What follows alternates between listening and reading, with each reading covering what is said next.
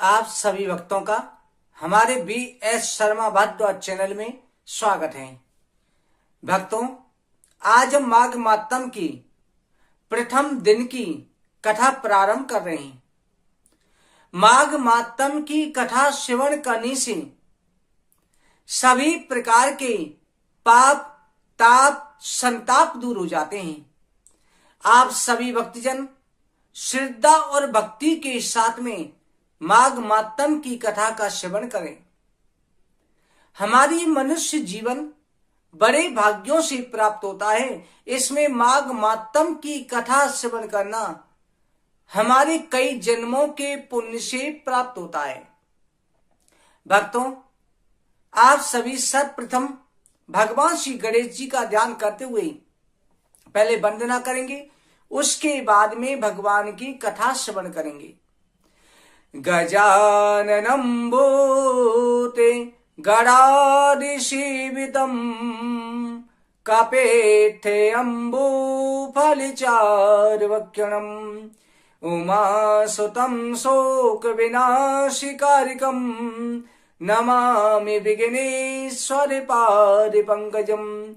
गुरुर्ब्रह्मा गुरुर्विष्णुः गुरुर्देवो महेश्वरः गुरुर्साक्षात् परं ब्रह्म तस्मै श्री गुरवे नमः।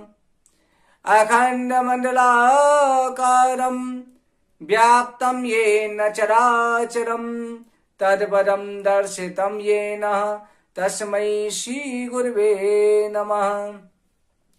कृष्णाय वासुदेवाय हरे परमात्मने प्रणतक्लेशनाशाय गोविन्दाय नमो नमः। नारायणं नमस्कृत्यं नरं चैव नरोत्तमं देवी सरस्वतीं व्यासं ततो जयमुदीरयेत्।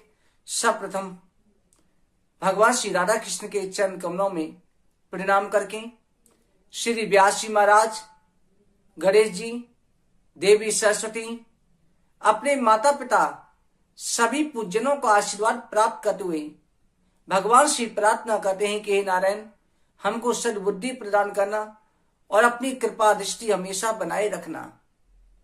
बोलो माघ मास मातम की जय। एक समय पर नेम सारण तीर्थ में सोनक आदि 88,000 ऋषि बैठे हुए थे। उनके मुख्य जो सूजी महाराज थे, उन्होंने ऋषि वरों को माघ मास के मातम की कथा सुनाई। श्री सूजी महाराज ने ऋषियों से कहा, ऋषिवरों, ये कथा मैंने अपने गुरुदेव व्यास जी से सुनी है। व्यास जी महाराज ने सभी वेदों की रचना करी। व्यास जी के द्वारा 4 वेद, 18 पुराण, 6 शास्त्र, 1000 उपनिषद सभी की रचना हुई। व्यास जी नारायण के 4 कलाओं के द्वारा अंशावता थे। श्री सूजी महाराज कहते हैं कि ऋषिवरों, ये माघ का महीना अति श्रेष्ठ है, क्योंकि भगवान ने कार्तिक के महीने में हैग्रीव अवतार लेकर के वेदों की रक्षा करी थी। कार्तिक के महीने में भगवान का मत्स्य अवतार भी हुआ, हैग्रीव अवतार भी हुआ। और भगवान ने जब वेदों की रक्षा कर दी, तब माघ के महीने में सभी देवताओं ने मिलकर के एक उत्सव मनाया था। पूरे माघ के महीने उत्सव चला। इसलिए माघ के महीने को भगवान ने वरदान प्रदान किया कि जो भी भक्तजन श्रद्धा भाव के साथ में माघ के महीने में मेरी कथा श्रवण करेगा, उसकी सारी मनोकामनाएं पूरी हो जाएंगी। भक्तों, माघ के महीने में सर्वप्रथम इस बात का ध्यान रखें, आपकी किसी भी प्रकार की इच्छा है, जैसे कहा जाता है, कई भक्तों के मन में यह जिज्ञासा होती है कि गुरुजी, क्या माघ के महीने की या भगवत कथा श्रवण करने से केवल पाप ही दूर होते हैं या और भी कुछ होता है? श्री सूत जी महाराज ने स्वयं अपने ग्रंथों में मुख से वर्णन किया था कि जिस प्रकार से अग्नि होती है, अग्नि को चाहे जानबूझ करके छुओ चाहे अनजाने में छुओ हमेशा जलाती है। पारस मणि लोहे को सोना बना देती है। उसी प्रकार से माघ के महीने की कथा श्रवण करने से या किसी भी महीने में जो भगवत कथा होती है, माघ के महीने की, कार्तिक के महीने की, वैशाख के महीने की, सावन के महीने की, इन सभी कथाओं में भगवत कृपा ही प्राप्त होती है। भक्तों, एक बात का और ध्यान रखें, भगवान की कथा पापों से ही निवृत्त नहीं करती। कथा के साथ साथ आपकी जैसी इच्छा होती है, अगर किसी निसंतान दंपत्ति को संतान की प्राप्ति नहीं होती, किसी स्त्री के बच्चे मृत्यु को प्राप्त हो जाते हैं, जिन्हें मृतवस्या दोष है, या जिनको पुत्रियां हो रही हैं, पुत्र की प्राप्ति नहीं होती, पितृदोष के कारण कोई रुकावट है, अगर नौकरी में रुकावट है, घर में आर्थिक स्थिति खराब है, अगर किसी भी प्रकार के शत्रुओं से आप परेशान हैं, रोगों से परेशान हैं, तो माघ के महीने की कथा श्रवण जरूर करनी चाहिए। और कथा श्रवण करके उसका जो फल है वो भगवान को अर्पण करें कि हे नारायण, मैंने जो व्रत किया है, ये कथा सुनी है, इसका फल हम आपको अर्पण कर रहे हैं, हमारी इच्छा पूरी हो। भक्तों, माघ के महीने में कुछ नियमों का भी विशेष रूप से ध्यान रखना चाहिए। माघ के महीने में जैसे कार्तिक के महीने में नियम लेते हैं, उसी प्रकार से माघ के महीने में भी आपको नियमों का धारण करना चाहिए। हाँ, बालक, बुजुर्ग और रोगी तीनों के लिए कोई नियम नहीं है। अगर आप बिना नियम के भी कथा श्रवण करना चाहें कर सकते हैं, भाव की आवश्यकता है। परंतु अगर सामर्थ्य है, कुछ नियम क्या है? जैसे अगर आप स्नान करते हैं, स्नान के जल में थोड़ी सी काले तिल डाल लेते हैं, उससे स्नान करते हैं। अगर आप स्नान के बाद में सूर्य को जल देते हैं, उसमें भी तिल डालें, तो देखना भगवान नारायण की कृपा से कैसा भी दोष हो, वो दोष भी दूर हो जाता है। माघ का महीना दान पुण्य के लिए विशेष है। माघ के महीने में अगर तिल का दान करते हैं, वस्त्रों का दान करते हैं, निर्धनों को भोजन कराते हैं, निर्धनों की सेवा करते हैं, तो देखना सारे पाप ताप संताप दूर हो जाते हैं। कैसी भी रुकावट हो, कलयुग में दान सबसे बड़ा श्रेष्ठ है। कलयुग में दो चीज बताइए, भगवत की कथा श्रवण करना और यथाशक्ति दान करना।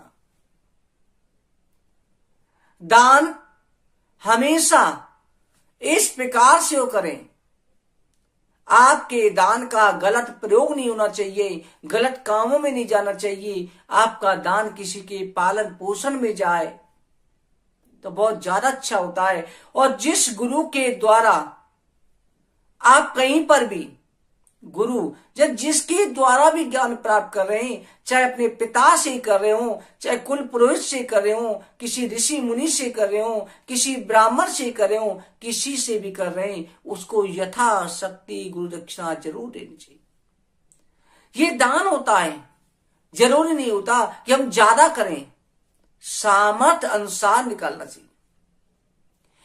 माघ के महीने में सूर्य को नित्य प्रति आदि जरूर देना चाहिए। माघ के महीने में पीपल का पूजन भी अति श्रेष्ठ होता है। अगर पितृ दोष है, पीपल के नीचे जाकर के आप दीपक जलाएं। शनिवार को तेल का डलता है, सरसों के तेल का। अगर आप पूरे महीने का नियम ले रहे हैं तो तिल के तेल का जलाएं तो सबसे ज्यादा श्रेष्ठ रहता है। माघ के महीने में तामसिक भोजन का त्याग कर दें तो ज्यादा अच्छा रहता है। तामसिक भोजन होते हैं, मांसाहारी भोजन का त्याग करके रखें। जो कथा श्रवण कर रहे हैं इन चीजों को छोड़े तो ज्यादा अच्छा है। अगर मजबूरी है कि घर में अगर आपका कोई खा रहा है, खाने दो, पर जो सुन रहे हैं कोशिश करें, क्योंकि जैसा अन्न खाता है इंसान वैसी प्रवृत्ति होती है। और जो भी आप नियम करें, उपाय करें, कथा सुना करें, पूरी श्रद्धा भाव से श्रवण करें। भगवान की भगवत भक्ति में ज्यादा नियम नहीं होते, केवल थोड़े से नियम होते हैं। नियम तो बहुत सारे भी हो जाते हैं, परंतु जहां प्रेम व पर्दा नहीं, अगर आपके अंदर भाव है, भाव के द्वारा आप भगवान की कथा श्रवण कर रहे हैं तो आपको नियम करने की आवश्यकता नहीं होती। अगर किसी भी प्रकार से घर के अंदर आर्थिक परेशानी है, भगवत कथा जरूर सुनो। और भगवत कथा में होता है, कोशिश करें कि कथा यानी कि भोजन करते समय भी सुन लें। आप शांत बैठ करके एकाग्र होकर के सुने, भगवान की भक्ति में अपने आप को अर्पण कर दें। इस कथा का प्रसंग श्री सूत जी महाराज कहते हैं कि ऋषिवरों, मैंने अपने गुरुदेव व्यास जी से कहा था कि गुरुजी मैं आपका शिष्य हूं, कृपा करके मुझे माघ महीने की कथा का वर्णन करें। श्री व्यास जी महाराज ने कहा कि पुत्र, ये कथा महाराज दिलीप से प्रारंभ होती है। रघुवंशी में महाराज दिलीप का जन्म हुआ था और महाराज दिलीप जो हैं बड़े निष्ठावान राजा थे। महाराज दिलीप की जितनी प्रशंसा की जाए उतना कम है। महाराज दिलीप ने गौ सेवा करी थी। इन्हीं दिलीप के वंश में रघु के अज के दिलीप, इसी वंश में आगे चल के भगवान श्री राम का अवतार हुआ था। महाराज दिलीप का वशिष्ठ जी का सम्मान है जो अति श्रेष्ठ है। आप सभी ध्यान लगा करके इस कथा को श्रवण करें। आज प्रथम दिन की कथा में माघ महीने के महत्व का वर्णन किया गया था। इस कथा को सुनने से आप देखना निश्चित रूप से कैसी भी मनोकामना होती है, मनोकामना अवश्य पूरी होती है। कथा श्रवण करें और ज्यादा से ज्यादा लोगों को इसमें कथा में सम्मिलित करें। कहते हैं भक्ति का जो प्रचार करते हैं, जितने बीज वृक्ष के डालोगे उतने वृक्ष फलेंगे फूलेंगे। भक्तों, आज प्रथम दिन की कथा में कथा का महत्व था। आज पूर्णमासी की कथा में आप ये कथा का प्रथम दिन का महत्व और साथ में अगली वीडियो में सत्यनारायण की कथा जो डालेंगे, सत्यनारायण की कथा भी श्रवण करें। माघ के महीने में हर पूर्णमासी को कथा श्रवण हर कार्य के लिए सुननी चाहिए। और इस दिन जो है मनोकामना पूर्ति के लिए कथा सुनने के बाद आपको दिन के किसी भी समय एक उपाय करना है। आज पूर्णमासी का दिन है, आपको करना यह है कि 5 तुलसी के पत्ते लेने हैं और 5 तुलसी के पत्ते लेकर के आप उन्हें, अगर घर में गंगा जल है तो गंगा जल से धो लीजिए। जल में थोड़ा गंगा जल 1-2 बूंद डाल के धो लीजिए। गंगा जल नहीं है तो जल से धो करके उन पत्तों को टीका लगा करके, टीका आज के इस उपाय में चंदन का नहीं लगाना है और जरा सा लगाना है, आपको लाल टीका लगाना है। रोली ले लो, स्नू ले लो, हल्का सा लगाओ। पांचों पत्तों पर स्पर्श करो और पांचों पत्तों को स्पर्श करके हाथ में लेकर के आपको अपनी मनोकामना बोलनी है। जिस मनोकामना से बोल रहे हैं, फिर उसके बाद में ओम नमो भगवते वासुदेवाय इस मंत्र का जाप करते हुए भगवान को, लड्डू गोपाल जी को, सालग्राम को या कृष्ण जी की फोटो के सामने अर्पित कर देना है और दूसरे दिन उन पत्तों को धो करके फिर आप प्रसाद के रूप में ग्रहण करें। ये आज का उपाय है। ये आज की आपको करना है। किसी भी समय कर सकते हैं, समय का कोई नियम नहीं है। और कल की कथा में कल का उपाय बताएंगे। ये किसी भी मनोकामना से, अगर स्त्री पुत्र प्राप्ति के लिए कर रही है तब भी करें, जिनको गर्भधारण हो चुका है वो भी करें, जिनको नौकरी की इच्छा है, शादी में रुकावट है, कैसी भी है, हर कार्य के लिए उपाय है। आप इस उपाय को जरूर करें। भक्तों, आज की कथा कहीं पर विश्राम करते हैं। आगे कथा कल के अध्याय में वर्णन करेंगे। कल के दिन आप सभी को जय श्री कृष्णा। बोलो वृंदावन बिहारी लाल की जय। जय जय श्री राधे, जय जय श्री राधे, जय जय श्री राधे श्याम। आप सभी भक्तों की कथा श्रवण करते हैं, सिद्ध भाव से कहते हैं। आप सभी भक्तों के लिए हम भगवान से प्रार्थना करते हैं, आप सभी भक्तों की मनोकामना पूरी हो। हमेशा भगवान मेरे नारायण की कृपा दृष्टि आपके ऊपर बनी रहे। आप सभी को जय श्री कृष्ण।